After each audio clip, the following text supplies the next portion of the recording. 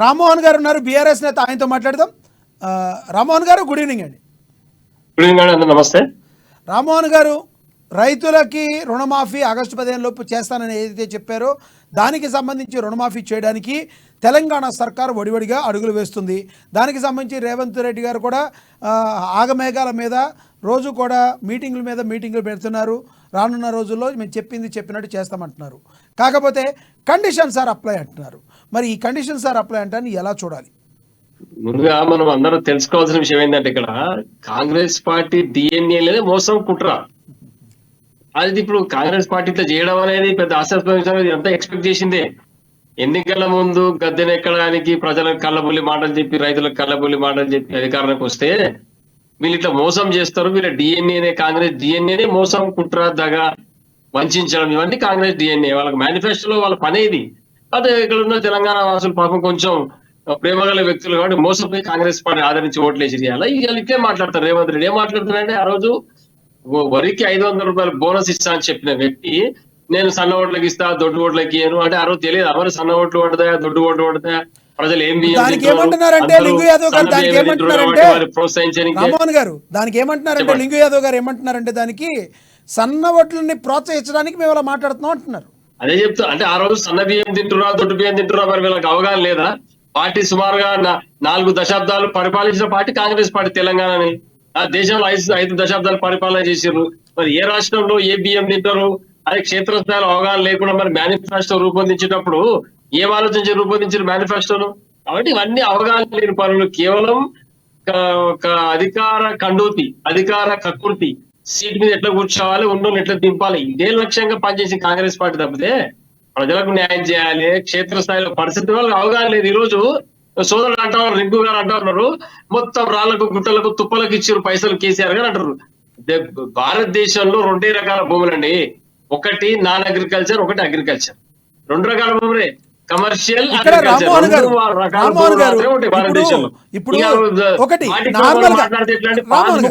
ఒక్క మాట రామ్మోహన్ గారు, నార్మల్ గా మనం దేశంలో చూస్తే ప్రజల్ని 2 రకాలుగా, అంటే దిగువ తరగతి, మధ్య తరగతి, బాగా ఉన్న వాళ్ళని చూస్తారు.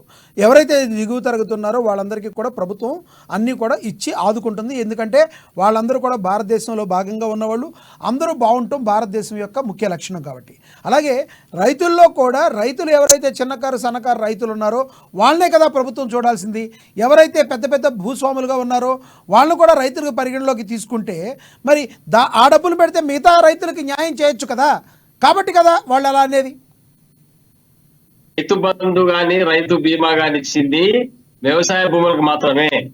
పట్టా పాస్బుక్ ఉన్నది ఒక అధికార యంత్రాంగము, అది రెవెన్యూ శాఖ వారు. ఇది భూమి మీద పట్టా పాస్ పుస్తకం ఇచ్చిన తర్వాత నువ్వు అందరూ వ్యవసాయం చేస్తున్నావా, చేస్తలేవని చూడడానికి అవకాశం లేదు కదండి. ఖచ్చితంగా ఆయన కమర్షియల్ తోట పెట్టుకోవచ్చు, లేకపోతే పశువుల కొరకు గడ్డి పెట్టుకోవచ్చు, దానా కొరకు ఇంకేమైనా చేయొచ్చు.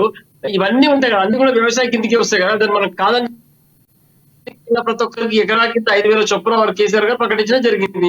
ఆ డబ్బులు ఇవ్వగానే చాలా మంది వ్యవసాయాలు వదిలిపెట్టి పట్టణాలకు వలసపోయిన వాళ్ళు మళ్ళీ ఊర్లలోకి వచ్చి వ్యవసాయం చేయడం వల్లని ఇవాళ పంట పెరిగింది, విపరీతంగా ధాన్యం పడింది. మనం దిగుమతి చేయని శక్తి నుంచి ఎగుమతి చేసే శక్తి వరకు మనం ఎదిగినాము. భూముల ధరలు పెరిగినాయి ఊర్లలో. ఇది గమనించాలి మనం. ఈ రైతు బంధు నుంచి మాత్రమే ఈ యొక్క భూముల ధరలు, తెలంగాణ ప్రాంతంలో భూముల ధరలు పెరిగినవి. రైతుకు ఆత్మవిశ్వాసం వచ్చింది. ఎవరైతే గ్రామాలు వదిలిపెట్టి పట్టణాలకు వలస వెళ్లి కూలి పని చేసుకొని బతుకుతున్నారో వాళ్ళంతా మళ్ళీ తిరిగి రావడం జరిగింది గ్రామాలకు. దాని నుంచి లాభమే జరిగింది. కేసీఆర్ గారి నుంచి నష్టం జరగలే. ఇవాళ రేవంత్ రెడ్డి గారు నుంచి నష్టం జరగకపోతే తెలంగాణలో ఉన్న రైతాంగం కానీ, తెలంగాణ ప్రజలు కానీ కేసీఆర్ కి వ్యతిరేకంగా ఎందుకు ఓట్లేసారంటారు చెప్పండి. మీకు మనకి వ్యతిరేకంగా ఇక్కడ ఓట్లు ఎవరు కూడా ఒకటి రామ్మోహన్ గారు, ఎక్కడైతే పట్టణాల్లో ఉన్నారో పట్టణాల్లోనే మీకు ఎమ్మెల్యే సీట్లు ఎక్కువ వచ్చినాయి కదా, అక్కడే మిమ్మల్ని ఆదరించారు. రైతులు సరిగ్గా ఓట్లేదు, గ్రామాల్లో ఓట్లు అని మీరే అన్నారు. పబ్లిక్ ఇదే చెప్తున్నాను. ఎక్కడైతే కాంగ్రెస్ ప్రభుత్వం వంచన అనేది డిఎన్ఏలో ఉందో ఆ పని గ్రామాల్లో చేయడం జరిగింది. 10,000 ఇచ్చే దగ్గర 15,000 ఇస్తామని, మీకు పంట సాయం ఎక్కువ చేస్తామని చెప్పడం, 2,000 పెంచే దగ్గర 4,000 ఇస్తా అని చెప్పడం, కొంచెం ఎక్కడో చిన్న ఎమరపాటు వల్ల తెలంగాణ ప్రజలు కాంగ్రెస్ వైపు చూసారు. ఈయన అనుభవిస్తా ఉన్నారు, వీళ్ళు అందరూ కూడా బాధపడుతున్నారు. 24 గంటల నాణ్యమైన కరెంట్ అందించి రైతులను కాపాడింది ఎవరండి?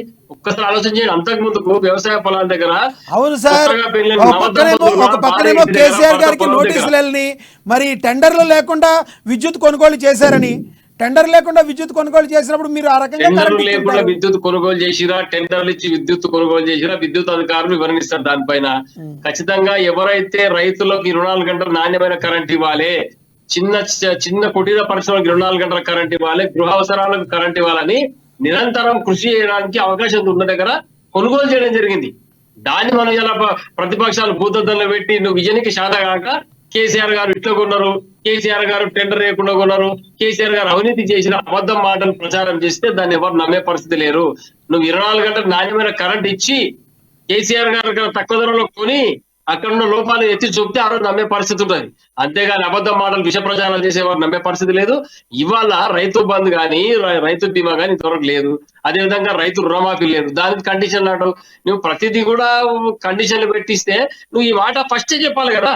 ఎప్పుడైతే నువ్వు ఎన్నికల మేనిఫెస్టోలో పెట్టినావో ఆ రోజు అయ్యా నేను పలానా దానికి ఇస్తాను, పలానా దానికి ఇవ్వను, ఈ రైతుకి ఇస్తాను, ఈ రైతుకి ఇవ్వను, ఈ బియ్యం పండిస్తాను, ఈ ఒడ్లు పండిస్తే ఇవ్వను, లేకపోతే గోధుమలు పండిస్తే ఇవ్వను, క్లియర్ గా మీ మేనిఫెస్టోలో పెడితే ఆ రోజు రైతులు ఏం చేసేది, తెలంగాణ ప్రజలు మీకు ఆశీర్వదిస్తున్నారా లేదా అనేది బయటపడుతుండే. ఈ రోజు ప్రతిదీ కూడా కండిషన్లు పెట్టడం అంటే నీకు చేతగాక మేనేజ్మెంట్ చేసే శక్తి లేక అవగాహన లేక ఈ యొక్క మాటలు తప్పితే ఇంకోటి కేసీఆర్ గారిని బదనాం చేయాలి.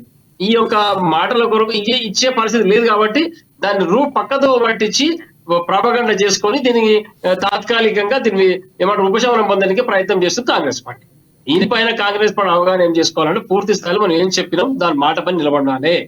ఇప్పటికైనా ఈ మోసపూరిత వాగ్దానాలు చేసి అధికారం కూర్చున్న గద్దె మీద శాత కాకుండా వెంబడి దిగిపోవాలి.